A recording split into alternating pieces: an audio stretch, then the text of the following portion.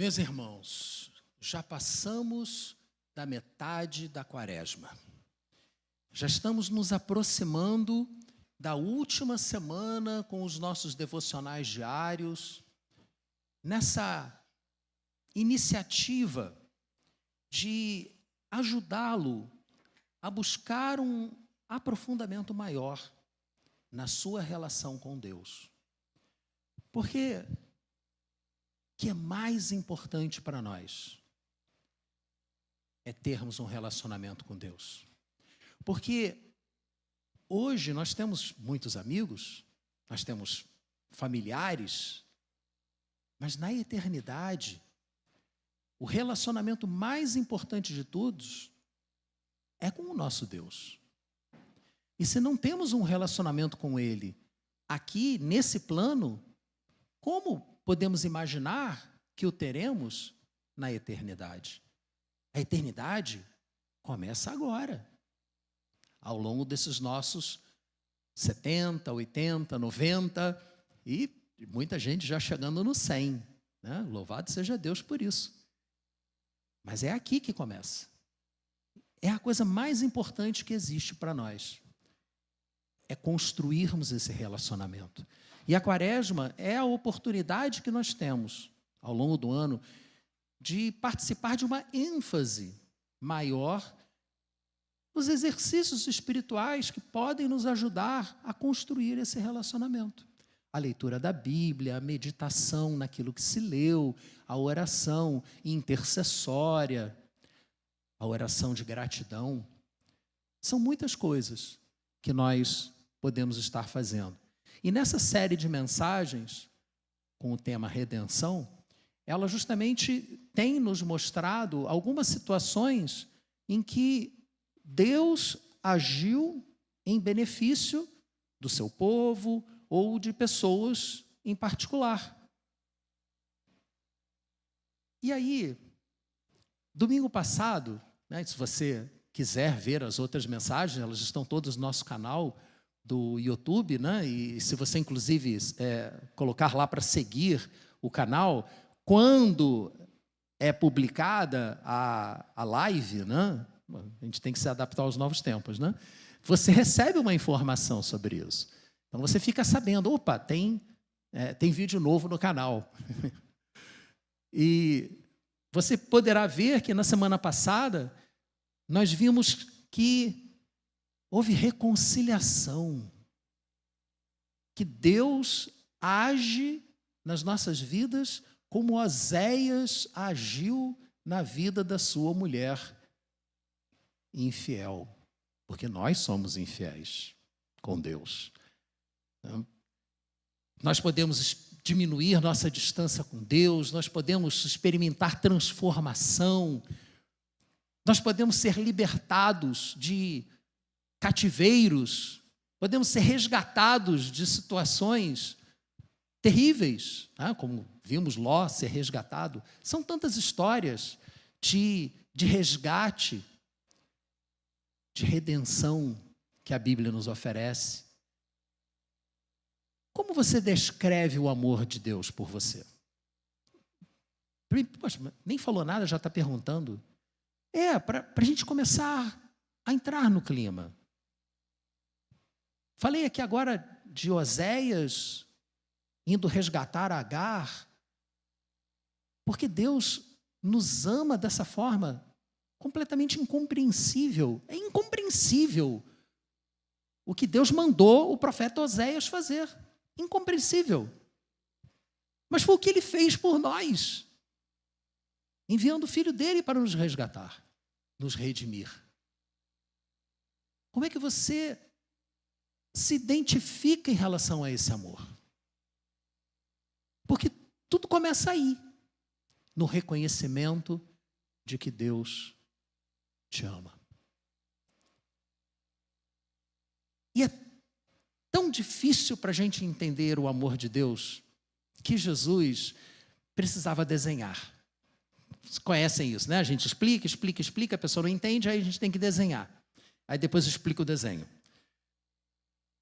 Como é que Jesus desenhava as suas explicações? Por meio das parábolas. Ele usava metáforas em que ele utilizava características da vida daquele tempo. Parábola do semeador. Quanta gente aqui já viu alguém semeando? Não é da nossa realidade isso. Mas era da realidade daquelas pessoas, os seus ouvintes. E ele usava essas parábolas como um desenho da ideia que ele queria transmitir. E em Lucas 15, nós temos 3 parábolas que Jesus utilizou para desenhar a ideia do amor de Deus para pessoas que não conseguiam compreendê-lo. Ele estava falando sobre o reino de Deus. E ali havia tanto mestres da lei, doutores da lei, homens religiosos, os fariseus, como também havia pessoas pecadoras. Os publicanos, que eram os cobradores de impostos, os servidores públicos do Império Romano, ou seja, estavam trabalhando para o inimigo. Você tinha ali pecadores de toda obra. Jesus era muito criticado por andar com pecadores. E ele resolveu usar essas 3 parábolas para falar sobre pessoas perdidas.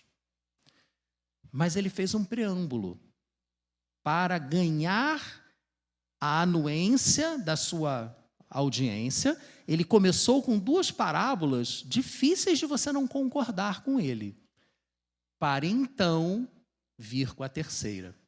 A primeira dessas parábolas é a parábola da ovelha perdida, Lucas 15, de 4 a 7. Nessa parábola, eu não vou ler tudo, porque seria um texto muito longo. Eu vou deixar para ler o texto na parábola final. Mas na parábola da ovelha perdida, Jesus lembrou ali os seus ouvintes que qualquer um deles faria qualquer sacrifício para resgatar uma ovelha que tinha se perdido, até mesmo deixar outras 99 no aprisco, em algumas versões é no pasto, ou seja, não tão seguras assim quanto estariam se já estivessem no aprisco, mas voltar ao campo para resgatar aquela ovelha que tinha se perdido. E a alegria do reencontro foi tanta que, mesmo chegando tarde da noite, aquele homem reuniu seus vizinhos para que eles se alegrassem com ele, porque ele tinha achado a ovelha que tinha se perdido. E aí, em seguida, ele veio com outra parábola. Também, acho que todo mundo consegue perceber, a alegria que é você achar algo que é importante para você. Não é só uma ovelha, não é uma propriedade apenas, mas na vida de uma pessoa que depende daquilo, uma ovelha é algo muito importante. E aí depois ele vem com a parábola da moeda perdida. Percebam, é uma sequência. Elas estão interligadas. Na moeda perdida é uma mulher. É uma mulher que não tem muitas posses. Então, quem já se viu sem grana aí, quem é que já estava sem grana, meteu a mão no bolso de uma calça e encontrou uma nota? Aquela nota assim, esse dinheiro veio na hora certa. Já aconteceu comigo. Não, uma alegria fantástica. Pode ser R$2. Mas achei dinheiro. Que dinheiro? R$2, pô. Mas né? Você fica feliz quando acha dinheiro. Ainda mais se era teu e você tinha perdido. E é exatamente isso que Jesus faz. Ele diz que a mulher revirou a casa atrás da sua moeda. Uma moeda que poderia valer, se fosse um denário, um dia de trabalho. Então não era R$2, né? No mínimo aí uns R$400. É uma grana. E a alegria que ela sentiu quando achou a sua moeda e ela reuniu seus vizinhos, a alegria do reencontro foi tanto, que ela queria que todo mundo comemorasse com ela. E aí Jesus dá o ensinamento dele em cima dessas 2 parábolas, que ele diz que aquela alegria que o homem sentiu ao recuperar a sua ovelha e que a mulher sentiu ao achar a sua moeda, ambas que estavam perdidas, é semelhante à alegria que os anjos sentem quando alguém que estava perdido para Deus, é reencontrado. Até aí, não tem o que questionar. Não tem como aqueles fariseus, doutores da lei, acharem ruim o que estavam ouvindo. Ele conquistou um ponto de contato com aquelas pessoas. E aí eu lhe pergunto, como você se sente quando você recupera algo que você considerava já perdido? Vamos tentar nos identificar com aquelas pessoas das parábolas ou com os anjos? Como eles se sentem quando uma pessoa perdida é achada? Pensa um pouco nisso.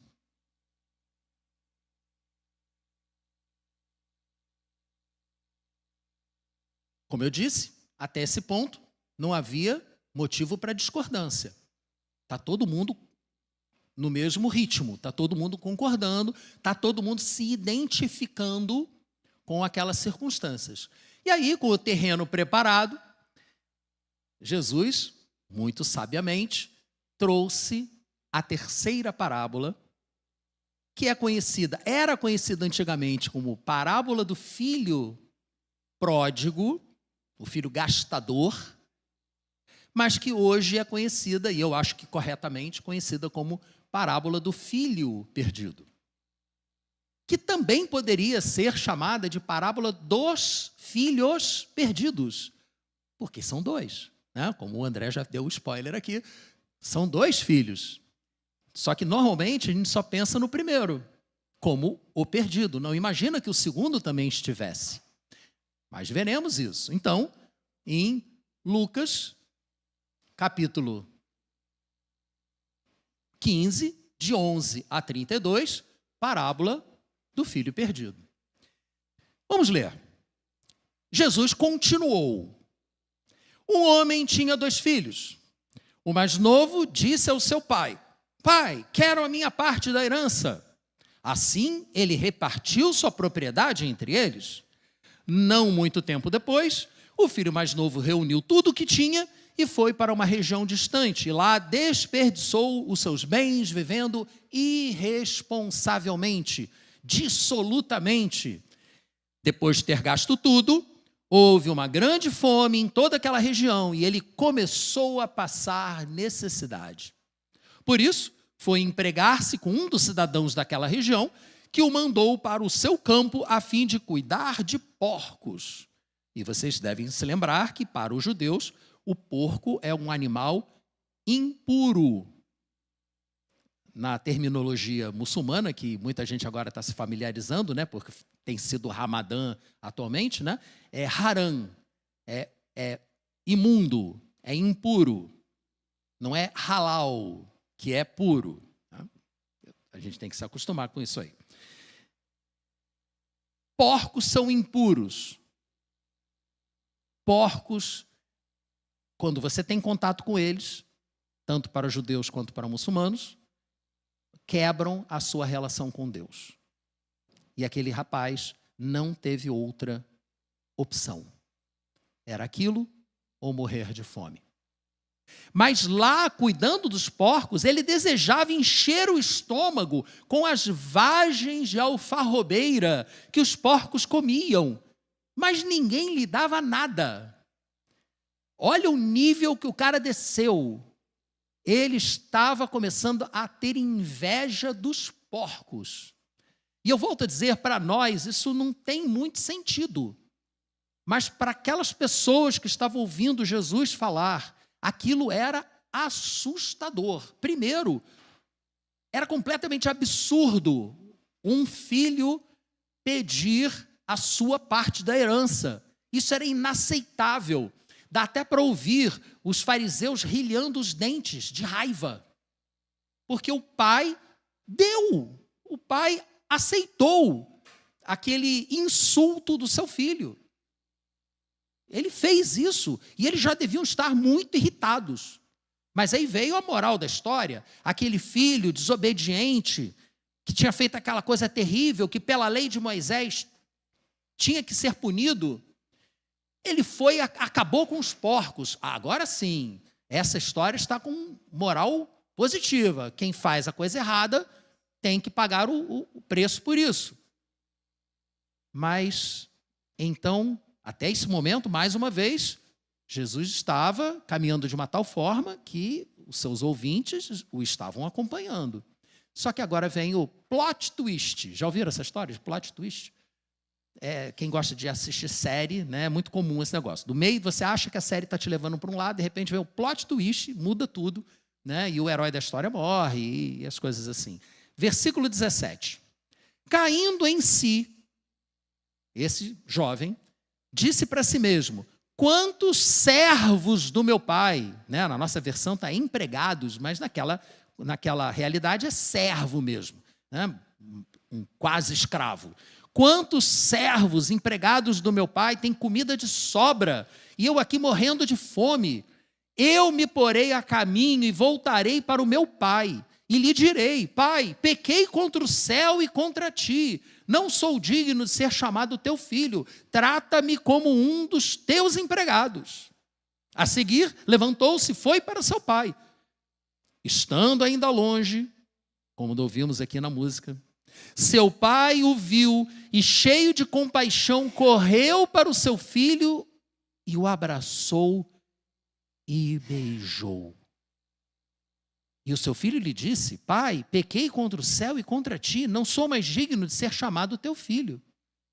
Gente, nessa hora, o espanto daqueles fariseus devia ser assim, incrível, porque é completamente inaceitável isso, para eles era inaceitável. Um homem que se prezasse jamais receberia o seu filho de volta daquela forma. Jamais. Jamais. Correr em direção ao filho. O filho estava vindo dos porcos. Ao abraçar seu filho, ele também se tornou impuro. Isso é que às vezes foge à nossa compreensão quando lemos essa parábola. Jesus disse para os fariseus que o estavam ouvindo que aquele pai, que claramente representava Deus, estava disposto a se tornar pecado para poder receber de volta o seu filho que tinha pecado contra ele, que tinha feito algo passível de morte, porque fazer o que ele fez, pela lei de Moisés, era passível de morte. Mas não foi exatamente isso que Deus fez por nós? Jesus, o Filho de Deus, verdadeiramente Deus, se tornou homem para poder nos abraçar. E ele abriu seus braços numa cruz, abriram os braços dele numa cruz, mas ele se entregou como uma ovelha diante dos seus tosqueadores para poder nos abraçar. E assim, ele recebeu sobre si os nossos pecados. Gente, é que nós nos acostumamos com a história e ela perde a importância que ela tem. O significado dela é muito mais profundo. Há camadas e mais camadas aqui. E qual foi a resposta do pai? Submeteu aquele filho à condição de escravo, como o próprio filho estava disposto a se sujeitar. Não me receba como teu escravo, trate-me como um dos teus escravos. Porque a minha vida vai ser muito melhor sendo teu escravo do que sendo dono do meu nariz e fazendo escolhas ruins como eu tenho feito. Trate-me como teu servo. Ele não fez isso. Ele não tratou aquele filho que voltou para casa como um servo. Ele tratou como filho, que nós vemos aqui no versículo 22, mas o pai disse aos seus servos: depressa, tragam a melhor roupa, vistam nele, coloquem um anel em seu dedo, calçados em seus pés, tragam o novilho gordo, matem-no, vamos fazer uma festa e comemorar. Por isso que crente sempre comemora com churrasco, porque está na Bíblia. A gente tem que fazer igual. Simples assim, não é? Está na Bíblia. Eu posso até estar forçando um pouco a interpretação, mas está na Bíblia. Pega o bezerro e vamos fazer um churrasco. Parênteses. Eu não quero quebrar o clima, mas a oportunidade surgiu. Maio é o mês da família.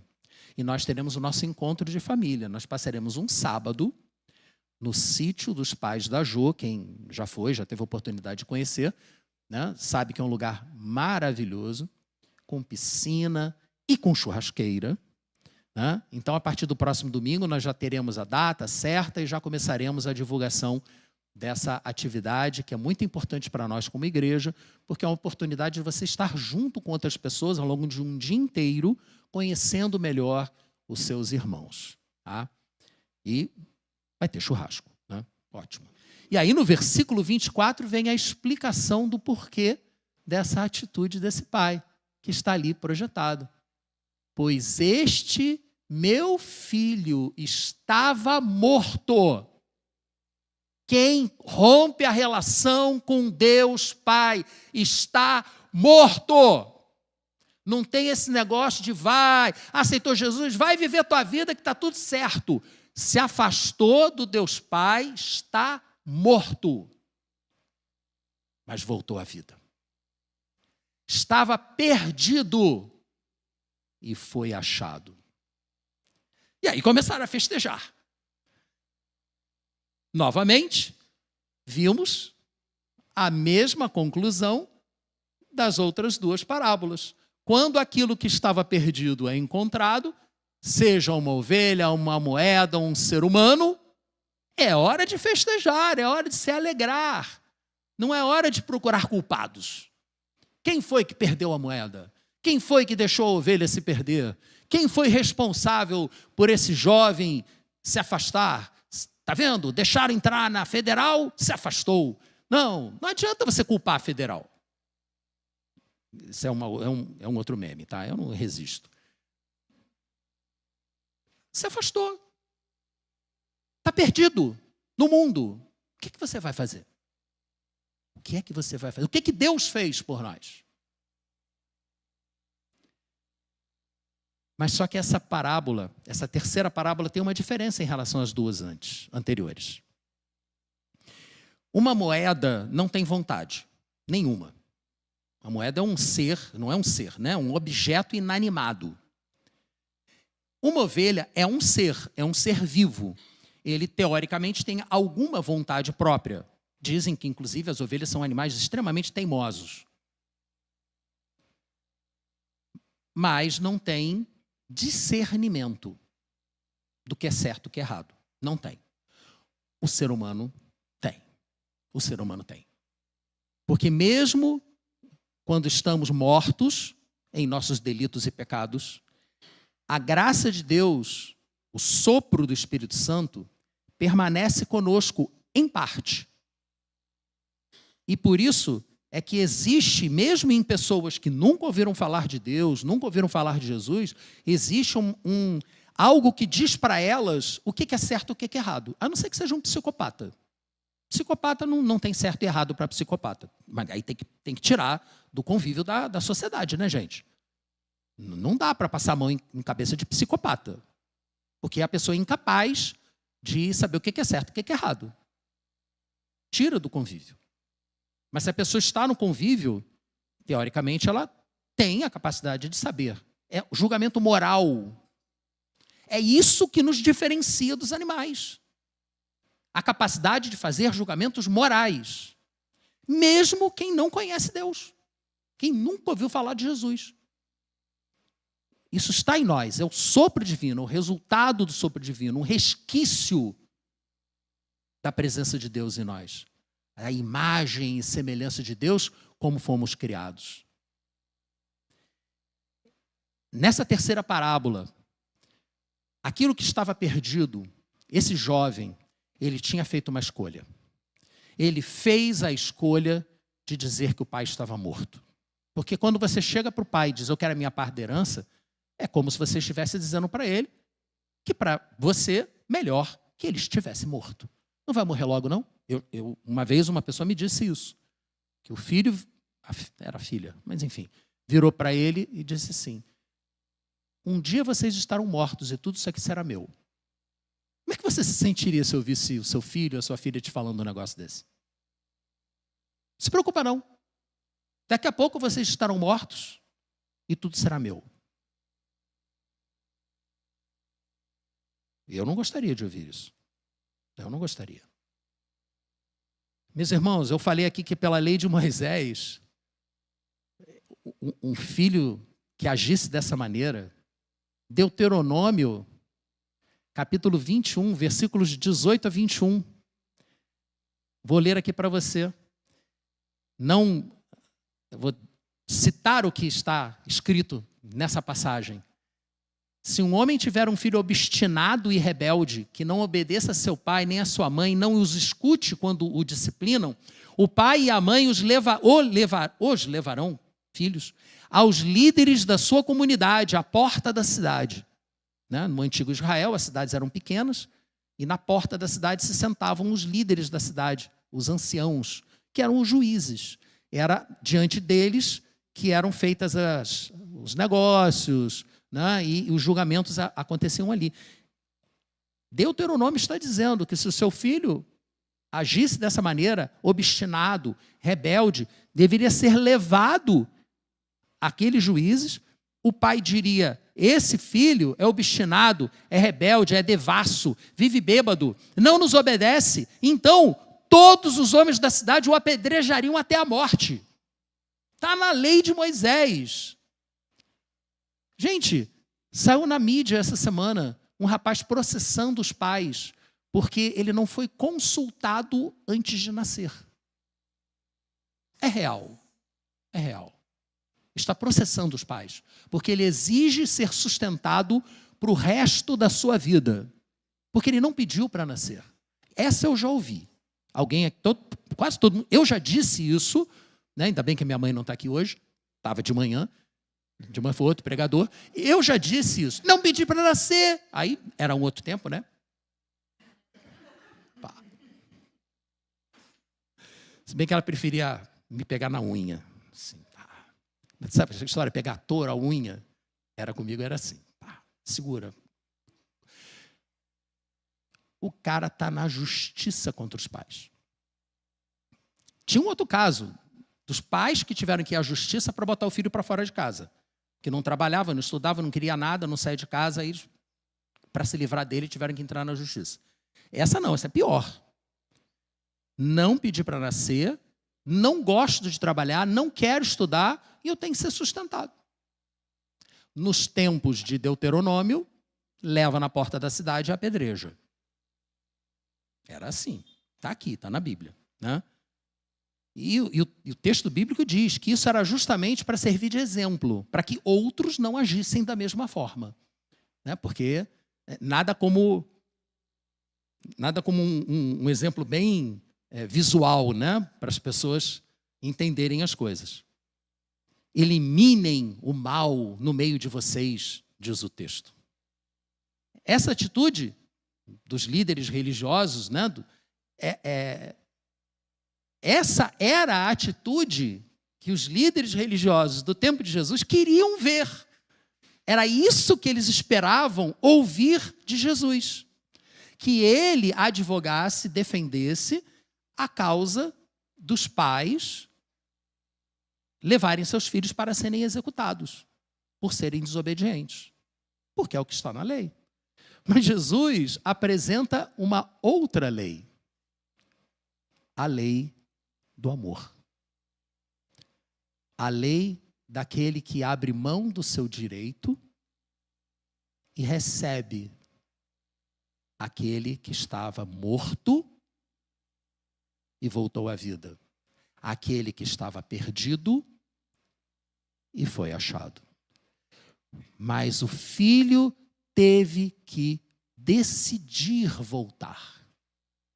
O pai não foi até o chiqueiro para pegar o filho. Por isso, eu digo brincando que a parábola, para ela funcionar, não pode ter mãe.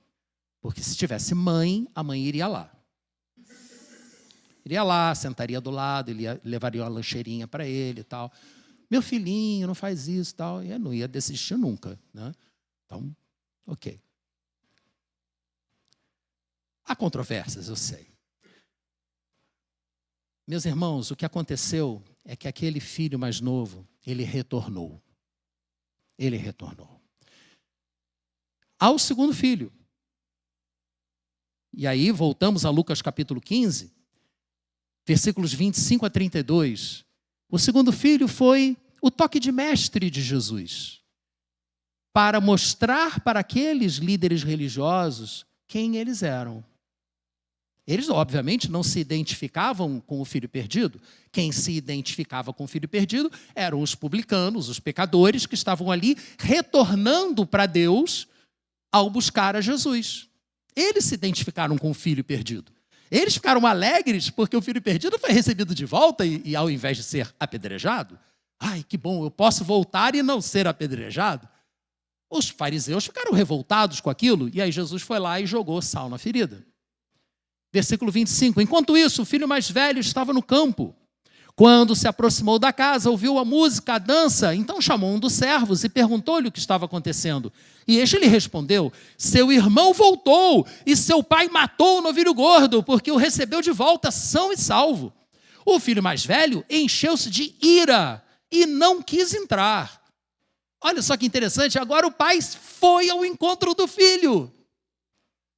Ele não foi ao encontro do perdido, que foi por meio dos porcos, mas ele foi ao encontro do seu filho mais velho, aquele que nunca tinha saído da sua casa, mas que estava tão perdido quanto o outro.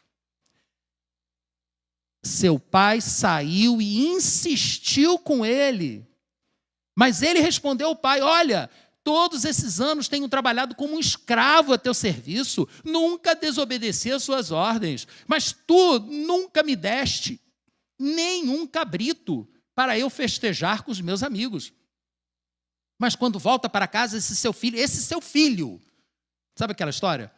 Né? Quando marido e mulher estão brigando porque o filho está aprontando. Olha o teu filho, olha o que o teu filho está fazendo. Pô, produzir sozinho, né? Sabe? Essa eu já passei por essa. Né? Teu filho, filha no caso.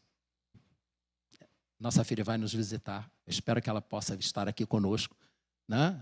Para quem não sabe, ela mora no exterior e a gente só se vê uma vez por ano, quando muito, né? Teve uma pandemia aí, a gente nem uma vez por ano a gente se viu, ficamos anos sem nos ver, só por Skype, né?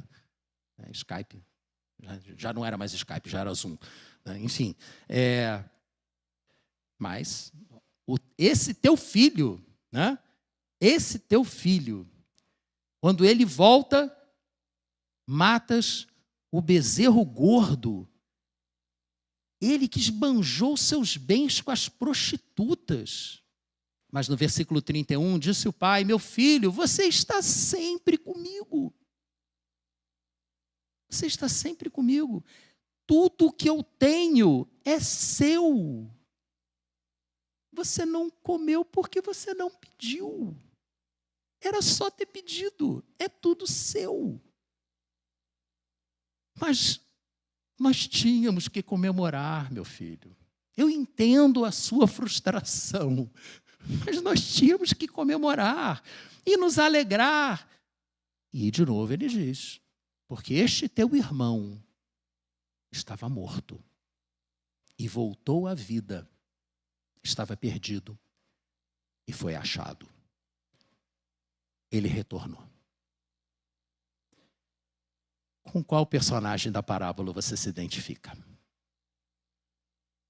Filho mais novo? Pecador arrependido? Que volta? É todos nós, né? Todos nós somos. Ou pelo menos deveríamos reconhecer que somos pecadores arrependidos pela misericórdia de Deus, retornando pela graça de Deus. Todos nós. Só que tem um filho mais velho também, né? E aí, meus irmãos?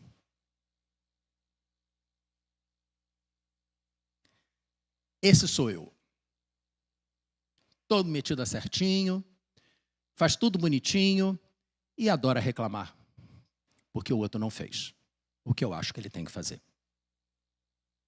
Sou eu, não estou dizendo que é você não. Estou dizendo que sou eu. Estou cometendo aqui o meu sincericídio dominical. Nós temos uma tendência, quando estamos na casa do Pai, a nos acharmos mais santos. Pode ser, e assim deve ser, inclusive, que nessa convivência com o Pai, nós nos tornemos mais parecidos com Ele.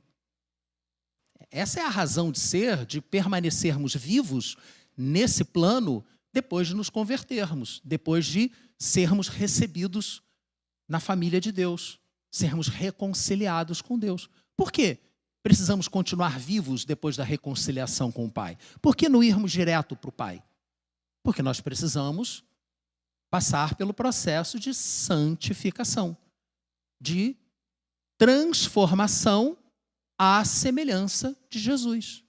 E, nesse processo, servirmos de exemplo para outras pessoas que ainda não reconheceram que estão com os porcos, que estão mortos em seus delitos e pecados e que precisam cair em si, como esse jovem caiu em si e retornou. Nossa função, permanecemos vivos para servir como o grilo falante do desenho e ficar ali na consciência das pessoas. Olha só, você está afastado de Deus. Deus tem muito mais para você do que o que você está fazendo. Você está se prejudicando. Você está morto nos seus delitos e pecados. Lógico que tem formas e formas de se falar isso, né? Mas a gente tem que ter muito cuidado com isso. Muito cuidado com a nossa atitude. Porque se nós assumirmos a postura do irmão certinho, do filho mais velho da parábola, nós não vamos ter misericórdia pelo irmão que está perdido. Nós não vamos atrás daquele que está perdido. O irmão mais velho poderia ter ido atrás. O pai não. Mas o irmão mais velho poderia ter ido atrás do irmão. Pô, cara, para com esse negócio. Volta para casa. Pô, você está ferindo o nosso pai. Ele não merece isso. O irmão mais velho deveria ter ido atrás do irmão mais novo.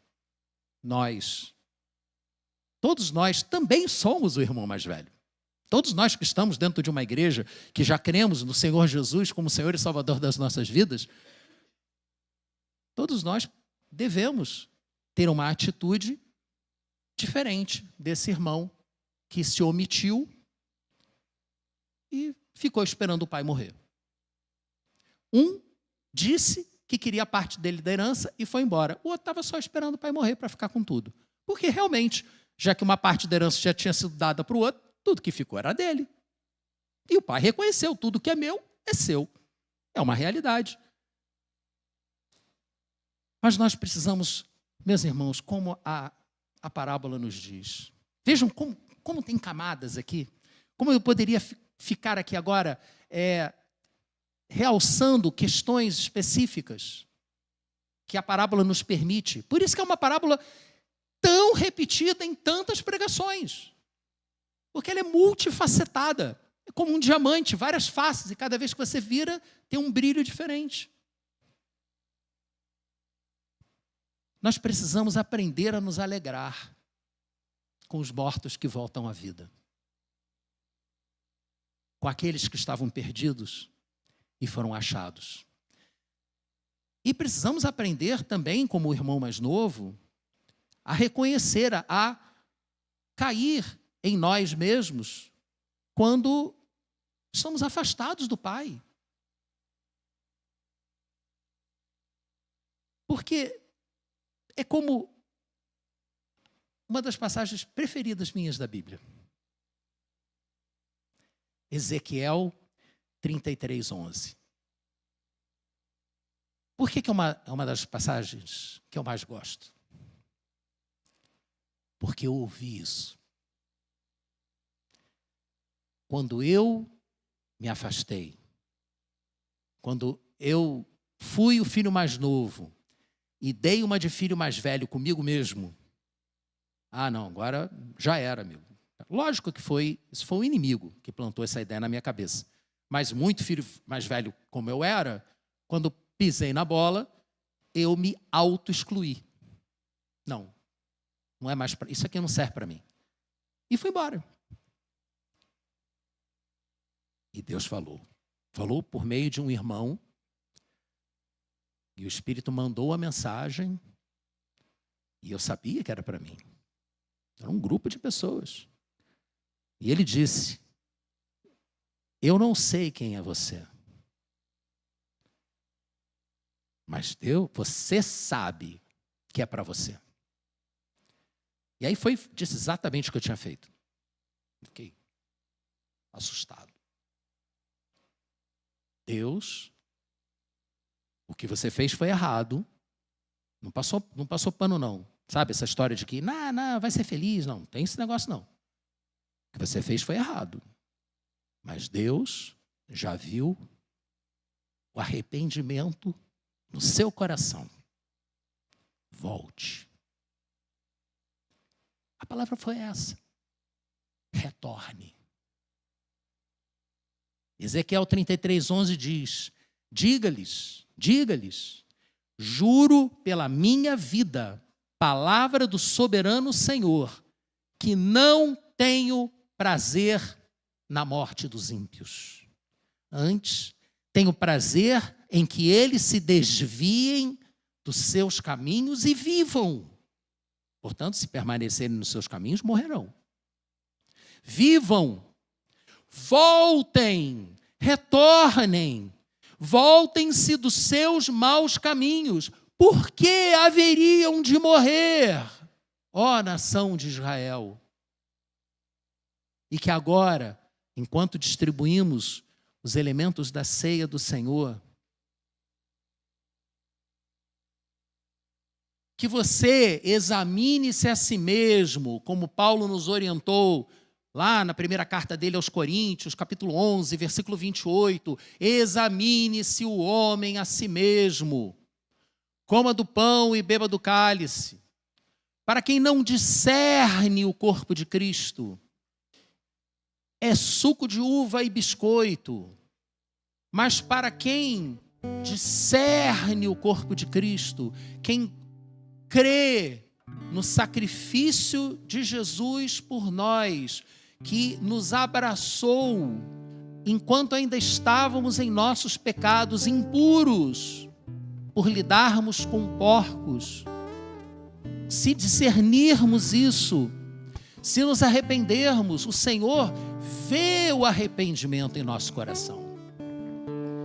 E Ele diz: volte.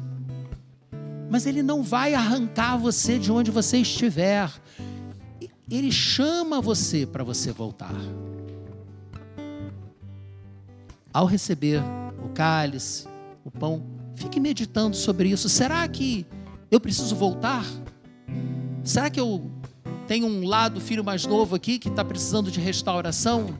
Essa é a hora. E ao se analisar, se você perceber que você está sendo um pouco filho mais velho, julgando os outros e sendo indiferente ao destino eterno dessas outras pessoas, é hora também de pedir perdão a Deus e de pedir que Deus te ajude a ter mais amor por aquele que está perdido. E talvez ser um instrumento de Deus, como o irmão mais velho deveria ter sido, para ir lá e trazer de volta.